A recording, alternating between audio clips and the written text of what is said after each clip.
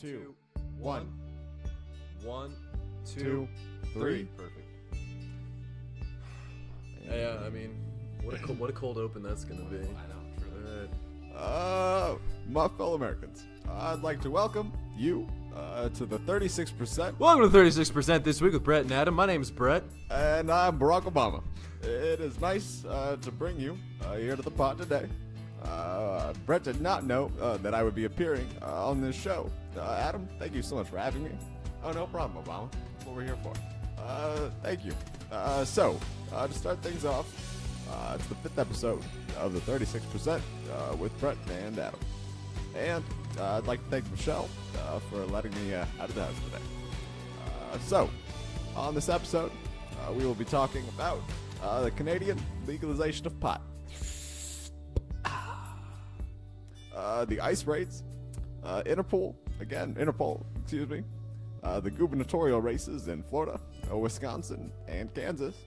And then our political science topic today is going to be realism, and Russia, and Saudi Arabia, and China, and all of my former adversaries. So, shout out to Malia, and... Alright, enough of that. President Obama, you give shouts out just like Adam. It's crazy. And we all wonder why I edit the podcasts. Well, without much further ado, y'all heard the former president. Let's get into it. Let's get into it.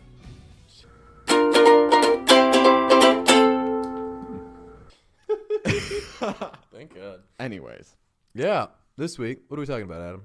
we're going to talk about Canada and the legalization of pot. Right, that's how we got into all this. So, Yeah, Canada legalized pot. they did it. Pretty They're open and closed story. the second country to fully legalize the recreational use of cannabis. Adam, can you tell me what the first country was?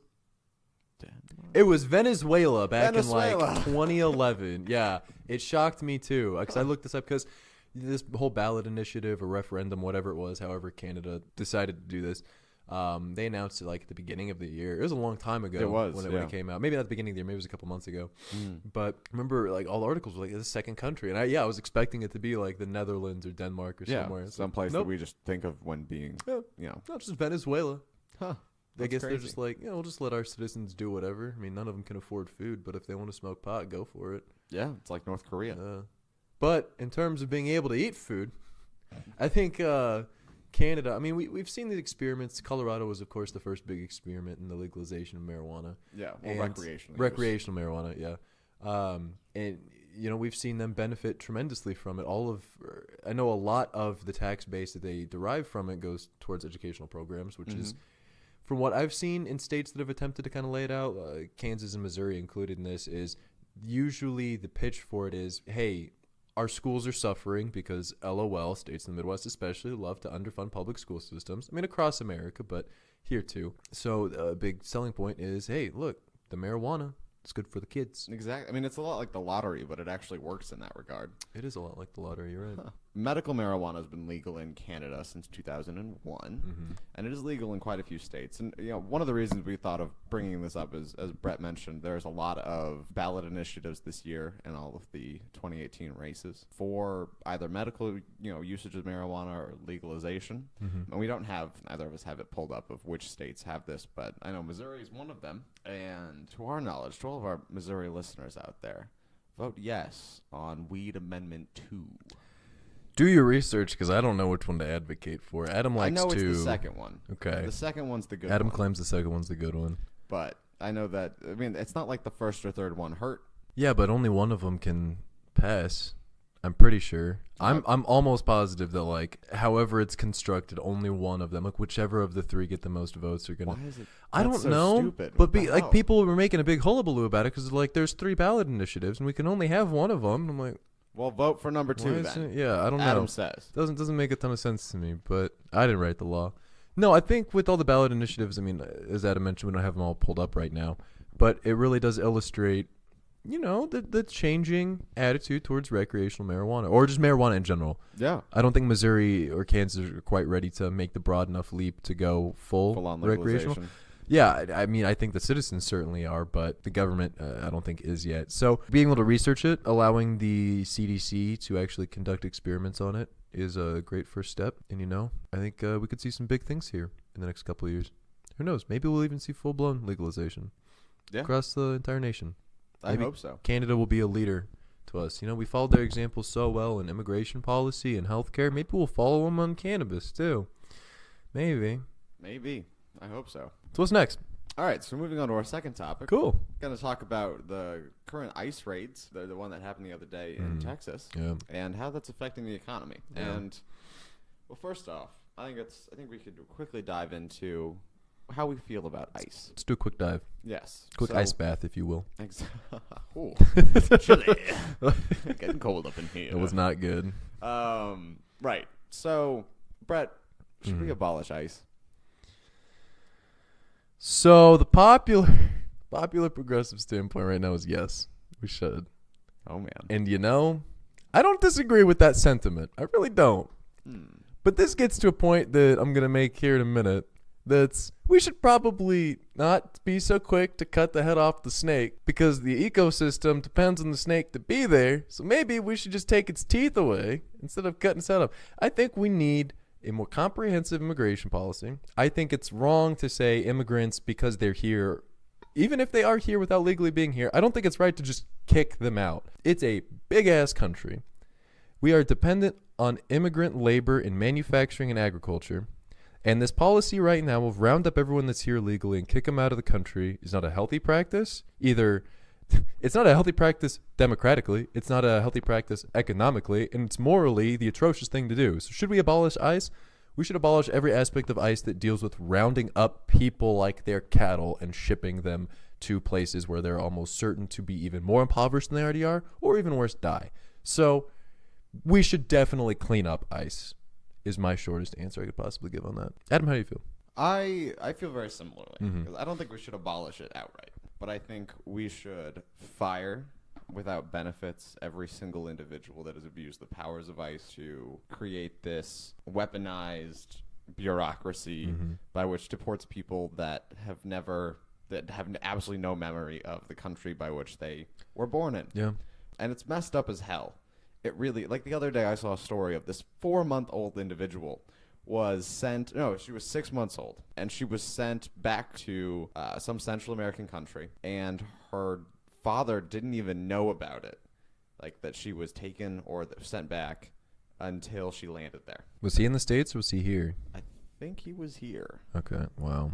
It's insane. Yeah, that's absolutely horrible. That reminds me of another story of where they had the 4 or 5-year-old who showed up in court. She signed her own paperwork to show up in court.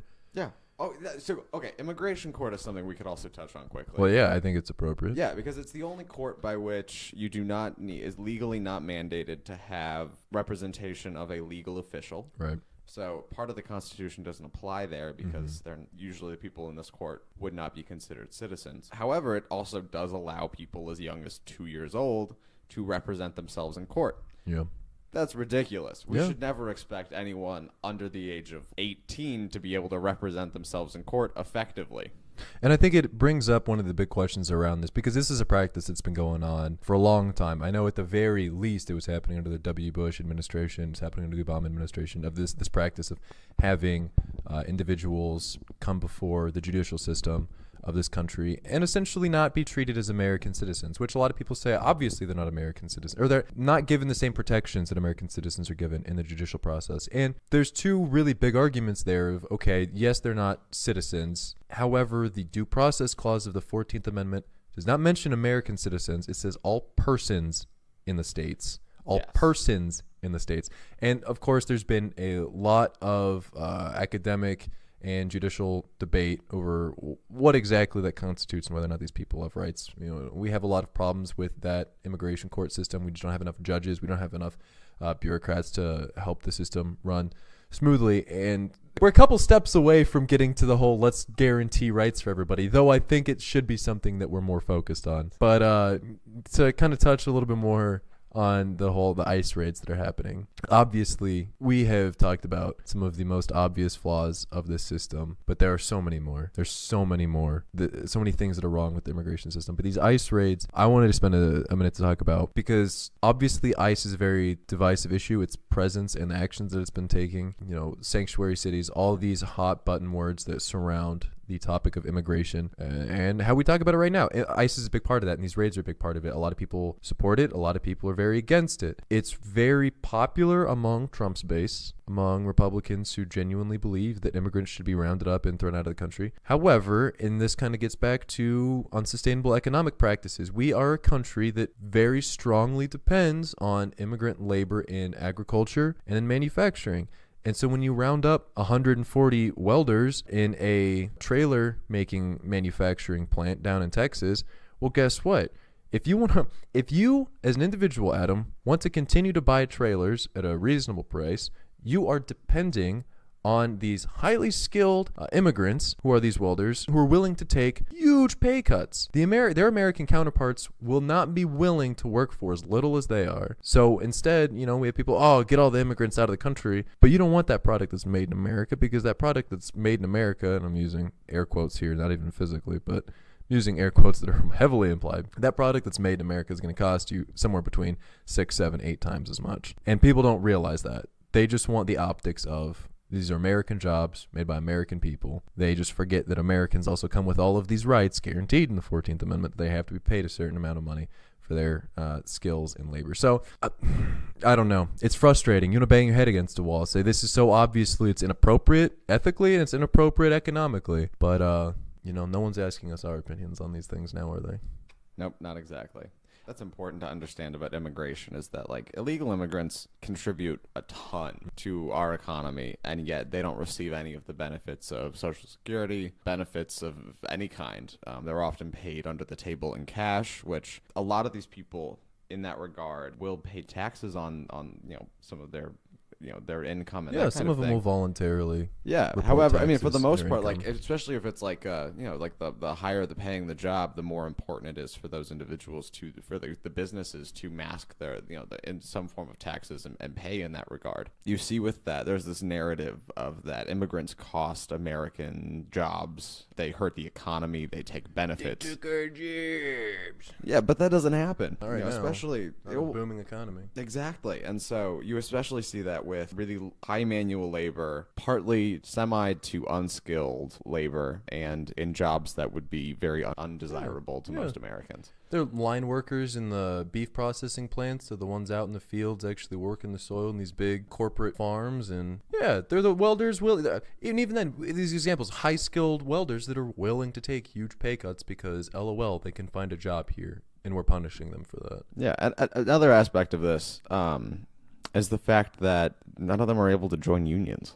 It's true. And I think with the destruction of unions in this country, what unions do they have left to join at this point? Exactly. Well, that's another thing, is that with the destruction of unions in this country, it has taken away the ability and the desire for citizens to actually go into some of these practices. And this is all just one hell of an example of the reason by which we need comprehensive immigration reform in this country, and why I think the American people will wake up in 24 days. Something until the election. It's like 18. Is it 18? Yeah. Oh, my God. Oh, Yeah. well, you see. This is what happens when Adam sleeps in. It's coming. So for this section, we're going to spend some time talking about active voter suppression, especially in the South. Georgia. Just elsewhere. Yeah, really. Georgia. Georgia's been setting a great example for us lately, giving us a lot of content to work with. Oh, yeah. So, as the story runs, Stacey Abrams is running against the Secretary of State in Georgia, whose name I forget. Anyway, Stacey Abrams is running against the Georgia Secretary of State. And there's been pretty widespread proof that the Georgia Secretary of State, who, keep in mind, that states' Secretary of States are the ones who are in charge of everything related to polling and electioneering. So, it's become pretty evident that this gentleman, Brian Kemp, is his name. Brian Kemp. His name. Yep, it came to me.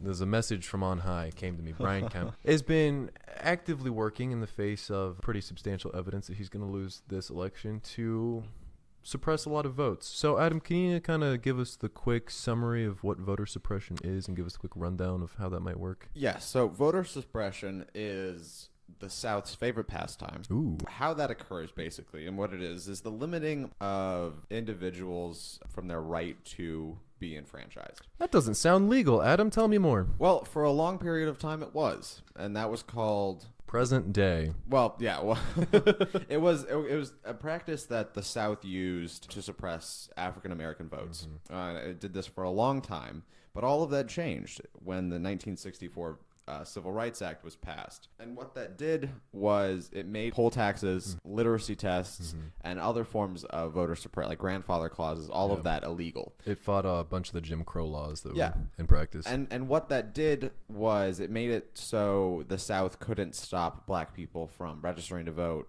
from voting, and all of that. Now, Because why would they be interested in suppressing the black vote? Well, because large amounts of the Southern population is African American and doesn't vote with the white majority down there. What? Yeah, which is crazy. Crazy Stuff. But basically, also real quick, literacy tests are not what they sound like. Because, we'd think, oh, people know how to read. But that's not what those are. They're actually, you can look these up. The Alabama one is a really great example. But they're just giant lists of different questions.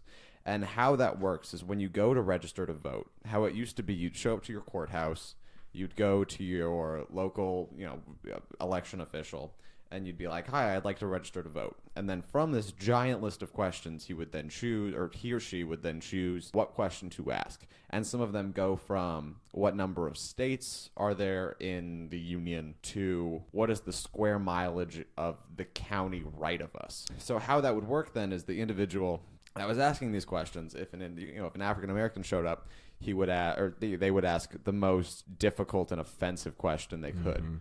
That no one has a chance of getting correct, and because of that, off that question, they would then be deemed uneligible to vote. So, anyways, I'm getting off my soapbox, but these are some examples of how they used to do this, and that all changed when they passed the Civil Rights Act of 1964. You say it all changed. They had to get more creative. Well, yes, but what happened in that it made all provisions that limited or dealt with elections, electability, enfranchisement.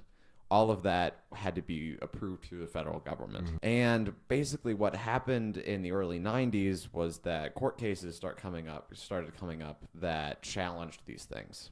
And basically the justification is that, it is now, it's been 30, 40 years since we had the civil rights movement. Racism doesn't exist in America anymore, so there's no need for these laws. Yeah. Oh, God, what was that court case? It was a Supreme Court case. It was. It was 1991. I want to say, I don't remember. But yeah, I mean, that was the majority opinion handed down was we fixed racial discrimination in voting in this country, so why still have these laws? And yeah, absolutely ridiculous. So voter suppression is still occurring today.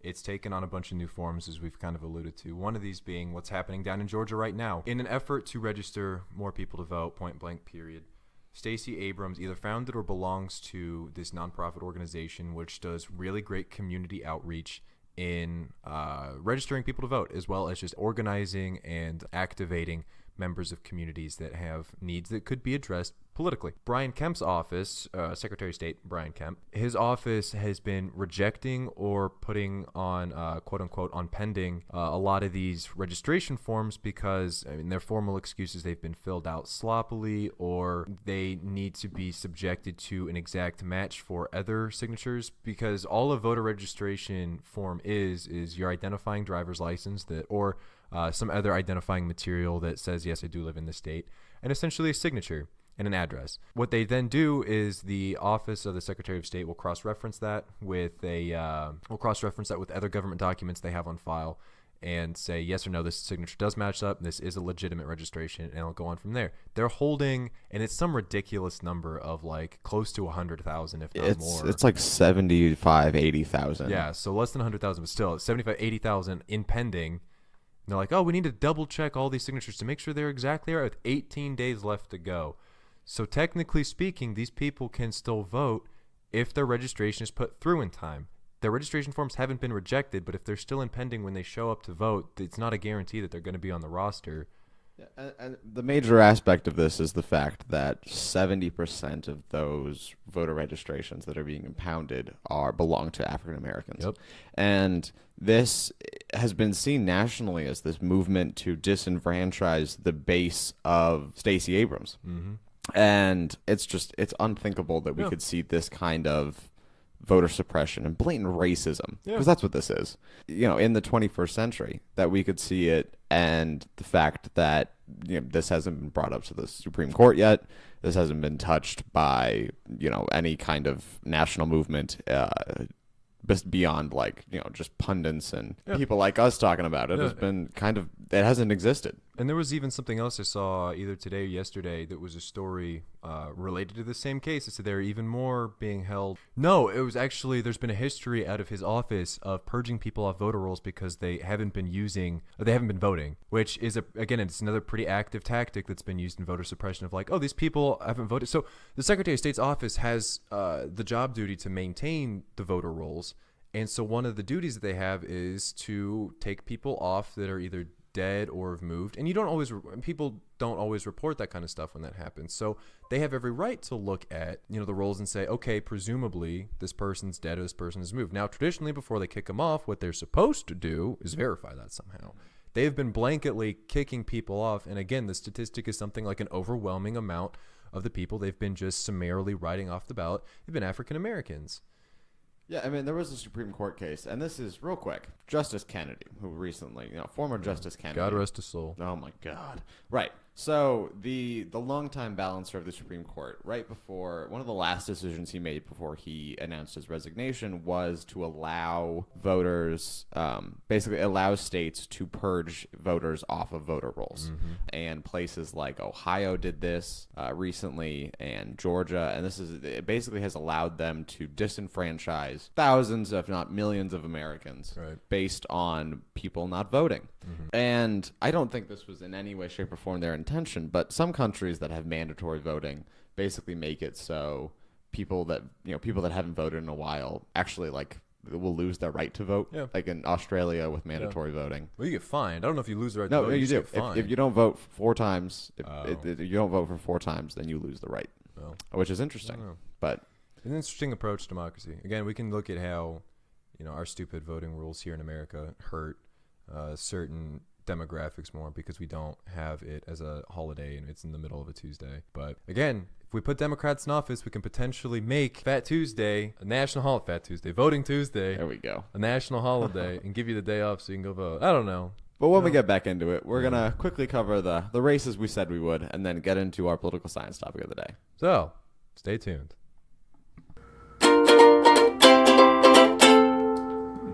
The presenting sponsor for the 36% with Brett and Adam is Avian Apparel. If you're tired of buying the same mainstream brands of clothing and you're looking for something to elevate your style, Avian Apparel has what you need. Avian aims to provide quality, stylish apparel for those willing to take flight. And with a variety of different items including hats, shirts, hoodies, and crew necks, Avian can be your new one-stop shop for all of your clothing needs. With a minimalistic yet bold look, Avian Apparel demonstrates that there is indeed beauty in simplicity. To see what all the hype is about, check out myavian.com and use promo code THE36 at checkout for 15% off your purchase. Again, use THE36 on myavian.com to save 15% on your purchase. It's time to join the flock, and it's time to take flight. Thanks, Christian. Now back to the pod. Welcome back, everybody. Welcome back. All right, so our first state we're going to cover quickly is Florida, as we mentioned. So down in the Sunshine State, Andrew Gillum, the Democrat, is running against Ron DeSantis, who's a Republican, and probably one of the creepiest individuals that we've had running in office. That's a bold accusation. Well, I say this because he released first off, he's racist, because he's really going to monkey this up. Fits the bill, check. Exactly. He's going to monkey this up. Well, that was his thing. He said that, he hoped the people of Florida didn't monkey the election up. In reference... Okay, so Andrew Gillum... Yeah, that's that guy. Andrew Gillum is an African-American, and monkey this up is not a phrase that people say ever. No. I'm gonna quote a Way with Words on NPR real quick. It's not a thing. It's not a thing. So what that means is Almost that like Ron DeSantis definitely had other implications when he said, let's not monkey this up. Weird. So anyways, but he also released a campaign ad not too long ago, and it basically started off with his wife being like, hey, Ron DeSantis is not only a great Republican, he's also a great father. And then it showed Ron with all of his 3 children. He was in the first one, he's building a wall with his son out of blocks, and he's like, Mr. Trump says, build the wall. Well, it's like And the he's- entire ad. He's like reading a children's Oh, book, it's basically. It's so creepy. like, our savior Trump says, build a wall. Exactly. It's like, It's yes, disgusting. Kim Jong-un. Yeah. It's him pandering to the Trump base through showing that he's indoctrinating his children. Yeah, it's messed up. I'm like, I mean, I have a firmly held belief that children should not be used for political means No. to any ends, but like especially not to this degree. yeah, I mean, it was reminiscent of like the, back in like during the like Camp Jesus with people pledging allegiance to a cardboard cutout of George W. Bush.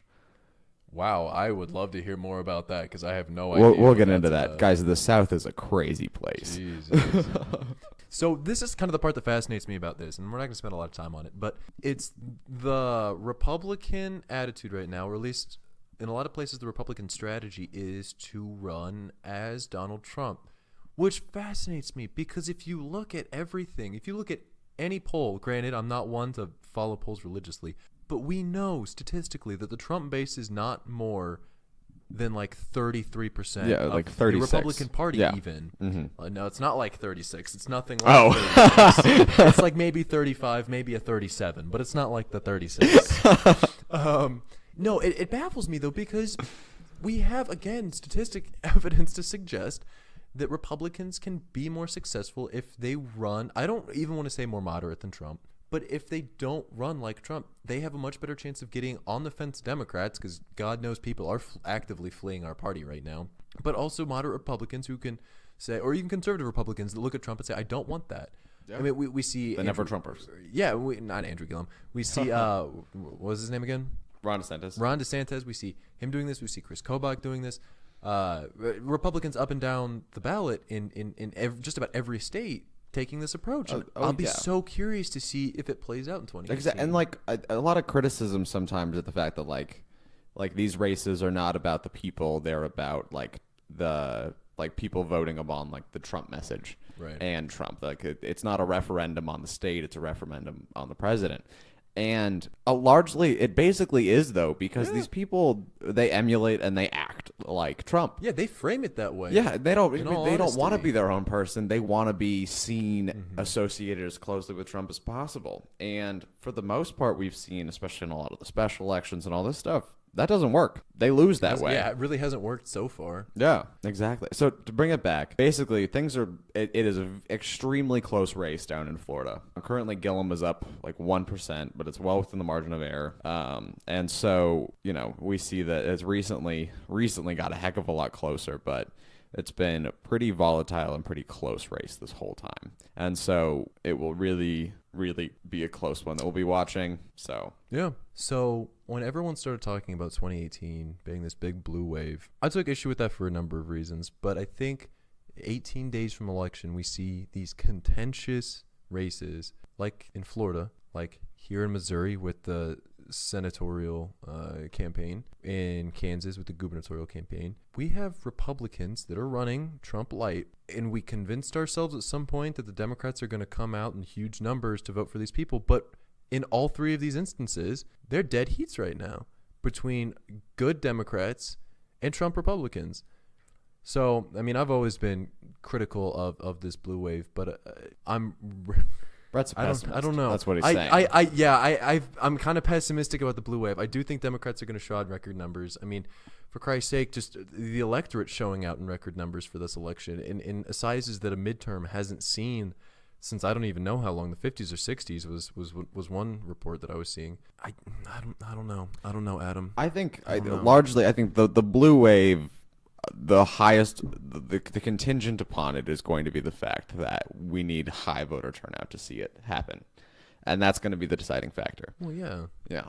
I mean, the Democratic Party by numbers is much larger than the Republican Party. Yeah. The Republican couple Party million. happens to be much Yeah. more active than we are. Yes, it's just the fact that old people turn out to vote and our generation true. doesn't. We need to change this. Yeah, I don't. The 36%. I want to see this at like the 65% Right. because that's what it really should be. Because I don't think that any more than like 35 to 40% of people our age actually like align on the map more with conservative values. Like that's. I think our world is too.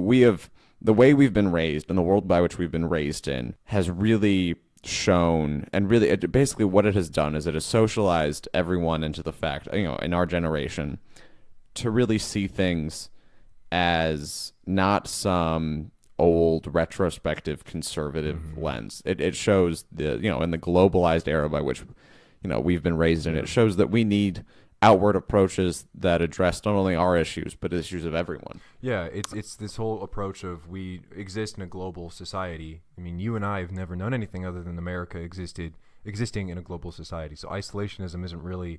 I mean, you talk about isolationism, and it really does feel like a product of the 20s and 30s, and we know how that played out. World War II happened. Yeah, and I think also largely we have not been raised in the era of American exceptionalism, Right. And that's the major thing. The baby boomers all got the greatest generation was before them, and World War I, World War II. Those are people that they knew growing up. And, I think that even like people have become so cynical of government and, throughout the ages. But I think that with that cynicism has in our generation sprung, this new era of hope and optimism because, world is against us, especially because young people, like this is not the time by which we need to be, that should be set out for us. Right. So, hi everybody. I'm here with Christian Ferguson, the Hey, guys. proud owner of Avian Apparel. So, Christian, being the presenting sponsor of the 36%, people all the time ask me, why Avian? Well, if you didn't know, avian means relating to or derived from birds. And it's kind of a funny story, but ever since I was a wee lad, I've always kind of had like an affinity for birds, like I've always kind of seen birds like taking off and taking flight and flying above everyone else, even though they're kind of one of the smaller animals in the animal kingdom. And I feel like I can kind of relate to that, like I've always wanted to, fly above and take flight and rise above everyone else and kind of see the world from a different perspective. And my mom, she kind of had this weird love for owls growing up. And she always had these little owl-like pets and little owl statues all over her office at work. And ever since then, I just kind of liked owls, and that's kind of my favorite bird.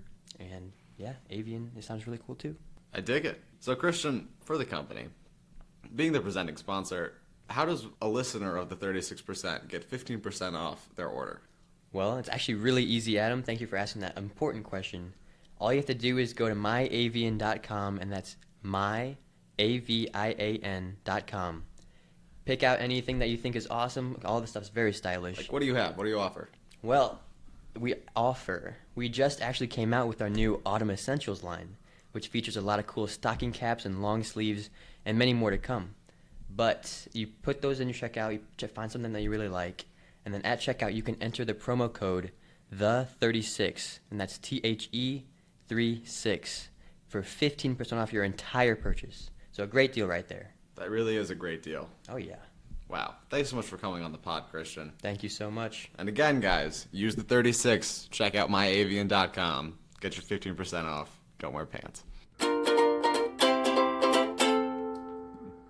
So our political science topic this week deals with, well, it was inspired by the headlines and everything going on with Khashoggi in Saudi Arabia and our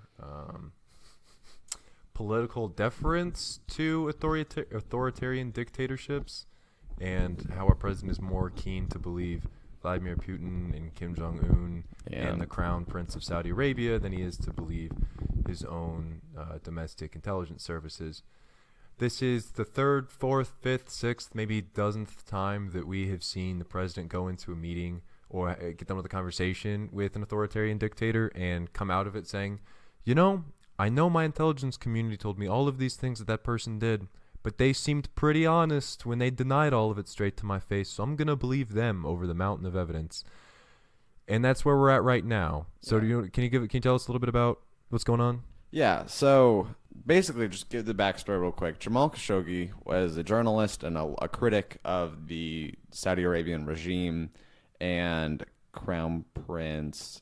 He goes by this abbreviation. I know, I just saw it. Where is it? There. MBS, which is Mohammed bin Salam. That's his name. That's nice and easy. But MBS basically is this this acronym by which he's been going by.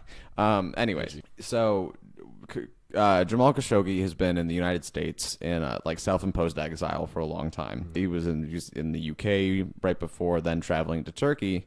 But he was doing some story, and he needed to pick up documents, and so he goes to the Saudi consulate in Turkey and is never seen again. And what occurred, according to the Turkish government, who has audio and video recordings of what actually occurred, was that a 15-man Saudi Arabian hit squad, including one of the personal bodyguards of the Crown Prince, showed up and murdered him with a bone saw. Yeah. Well, that's how they chopped up his body. They just they murdered him, daylights out of him, and then they chopped him up, and then scattered his remains, possibly in the Belgrade's forest, which is just north of Istanbul. And so currently, what's going on is there's a large amount of Turkish police searching in that forest. The Turkish police also instantly, because they knew about this, but they sat on it for 5 days. They instantly, the moment they knew that what had occurred, sent a bunch of policemen dressed up as airport officials to the airport to go actually search the plane and the Saudi hit squad. Yeah, intercepted some of them. Exactly, but I mean, all of them are back in. Well, they got one of them, didn't they? I thought one of them got arrested. Oh, okay, never mind then. Allegedly. Yeah, but basically what this means, how this has played out is that basically Turkey and the United States kind of gave Saudi Arabia some time to explain, what happened and that kind of thing. And what happened was Saudi Arabia denied it outright and said that all these men were tourists and that they were not there for some kind of secret, special attack and all that kind of thing. Yeah, they were just hanging out at the embassy, as one is prone to do. Yeah, and another thing was that this was also shown, this is the same excuse that the two Russian spies that used the nerve agent to kill a former Russian operative in Salisbury. It's an attempted attack.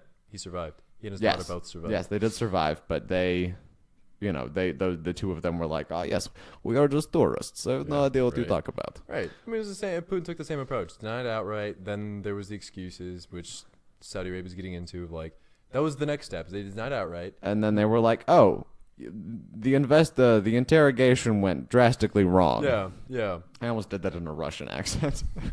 Yeah, but it goes from, they're nobody, they're tourists, and then they're like, well, they were police and they arrested him. And it was an interrogation that kind of went wrong. And now it's like, maybe he's dead. Who's to say? Who's to say? But I mean, they also have footage of cleaning crews coming in after this occurred, and it's a mess. And I mean, the bone of contention here, the biggest problem I would say here, is that was Khashoggi a U.S. citizen? No, but he was lawfully a resident of the United States, working for the Washington Post as a columnist. He was, by all means, lawful employee of the United States of America. Better yet, he was a human being. And a member of the Free Press. That was murdered in cold blood by a government that he was critical of. Yeah. And then they buried him and attempted to bury the story. And our president's going to let him get away with it. Yeah. Why? Because we have a $450 billion arms deal with Saudi Arabia set up in the next month. Well, that and Trump personally has a lot to gain from Saudi Arabia. I mean, he's attempting to, put up a Trump Tower? There's some real estate deal that's going on. The fact that the Crown Prince came out and said that Jared Kushner was in his pocket. Yeah, too.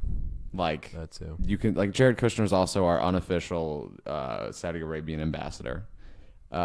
He is largely in debt to Saudi Arabia, which also there's good evidence that that Trump is as well, and that there's some Trump organization ties to Saudi oil and other forms of like these kind of dark money international Yeah. world we have. So, And that credit where it's due, that might even be the more cynical approach to take, that he is beholden to the Saudi Arabian government. But I mean, at the very least, our president has shown time and time again that he's at least deferential to authoritarian leaders over, again, his own intelligence community. Yeah, and it's just, you see that, Saudi Arabia has a history of, oppressing the free press, but nothing that was ever this blatant or tied to the United States. Right.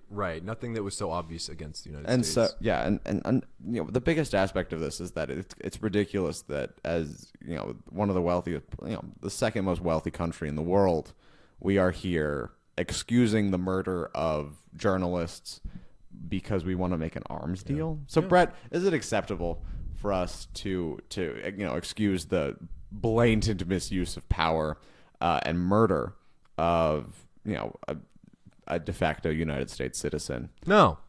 For an arms deal? No, Adam. Quite frankly, it's not. And things, the ends do not justify this means. No. So we talked about, I don't know, some point in the past, maybe it was last week, maybe it was other weeks. Democrats, and as we talked about earlier, people in this generation, kiddos our age, The 36% per se. see each other as belonging to a global community. And we've spoken about how through the UN and things like that, that the preferred approach in the 21st century and modern day is to exist in the global community and to exist and operate under diplomatic means and diplomatic ties. You avoid war this way. You create trade deals this way. You become a more prosperous nation, and you can contribute healthily to, or you can contribute in a healthy manner to the global community. Now, there's a limitation to that.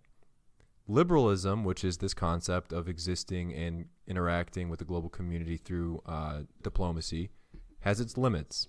Its limits come, basically, the line is drawn in the sand that you cannot excuse human rights violations or direct affronts to your civilization and your society.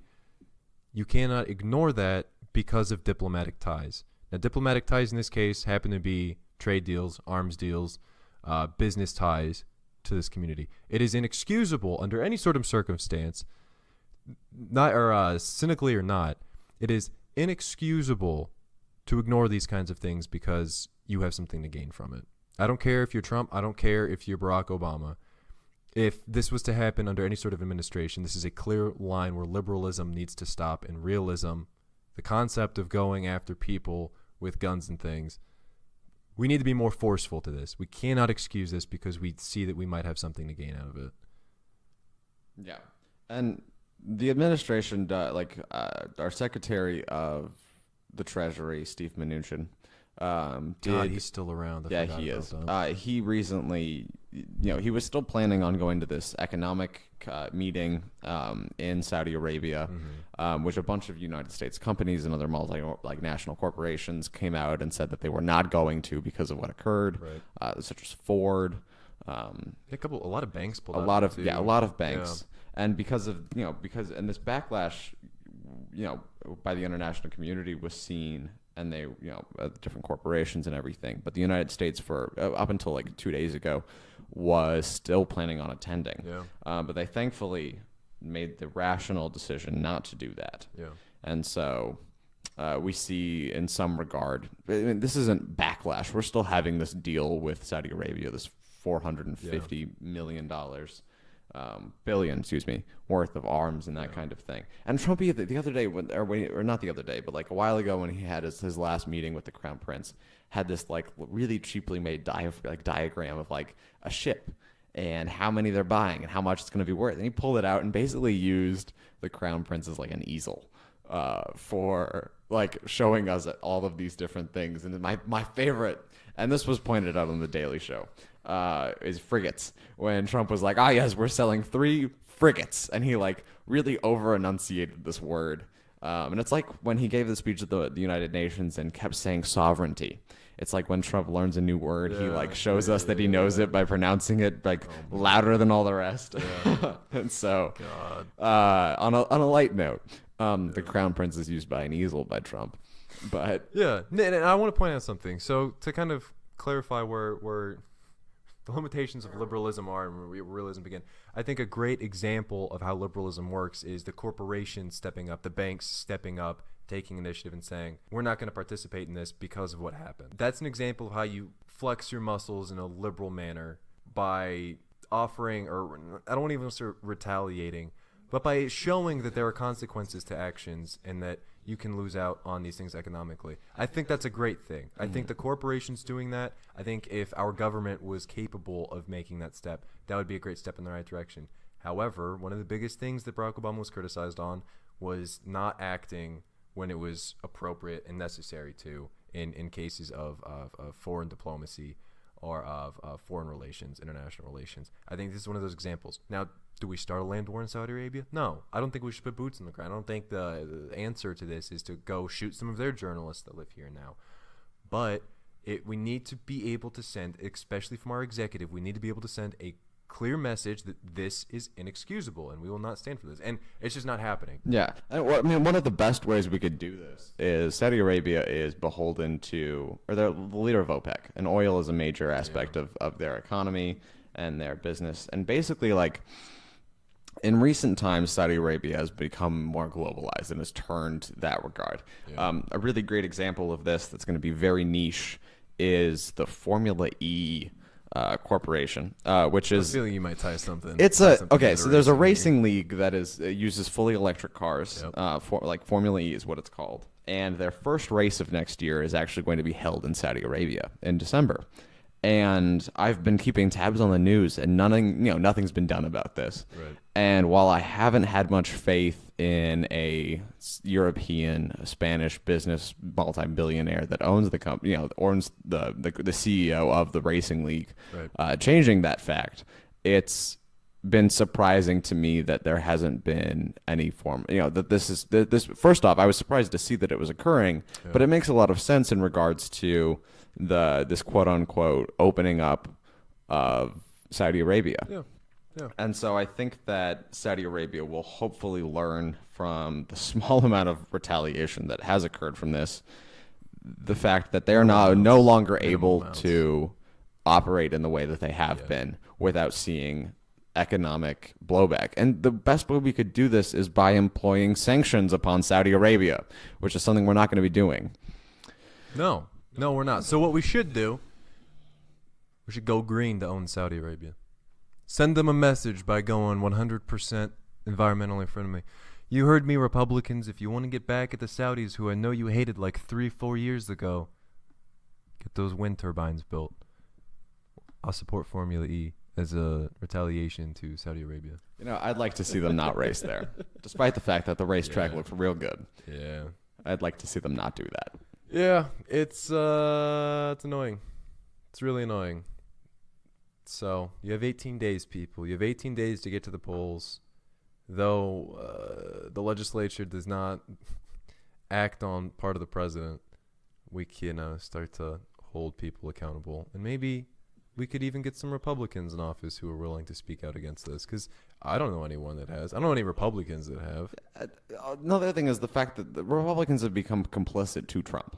And we've talked about this before, but especially in forms of foreign policy, you don't see Republicans coming out against Russia like you did during the campaign. No. Lindsey Graham, senator from South Carolina, came out during the campaign and was like, I do not support Trump not attacking Russia. Russia is a threat to the United States. And what has he said since? Nothing. Yeah. There used to be a really big Republican standpoint was being hard on Russia. Exactly. They were terrified of John McCain. Oh, they were like, you know what we hate? Communism. You know who was once communist? Russia. So it's just like the hypocrisy that has been shown and the complacency by the Republican Party to go along with what Trump says in regards to foreign policy is sickening. It's true. Fuckers. Yeah. So, November 6th. It's coming up. To vote. Go do it. Go vote. Go vote for Democrats. Do it. I don't even care about moderate Republicans. Just go vote for Democrats. Make it easy. Simple choice. Exactly. Yeah. Next week, we're going to talk a lot more about ballot initiatives here in Missouri. We're going to talk a little bit more about the election because guess what? At that point, it's going to be about a week away. Soon. Yeah, also, a little over a week away. Look forward to our first special episode. Oh yeah. We're starting a new series of just special episodes we're going to be putting about the Democratic Party. And so get prepared for those, guys. Yeah, it's gonna be exciting. Good time. There we are. The 36% was founded, written, and directed by Adam Childers Arnold and Brett Combs. Our presenting sponsor is, as always, Avian Apparel. Music provided by Purple Planet. Check them out at www.purpleplanet.com. Our audio engineering is done by Burnt Crumbs. Our ukulele muse is Adam California. And special thanks to all of you for tuning in. My name's Brett. My name's Adam. Also, thank you, Christian Ferguson, for doing our cover art. Shit, I forgot that. All right. Well, my name's Brett. And I'm Adam. Thank you so much for listening to the 36%.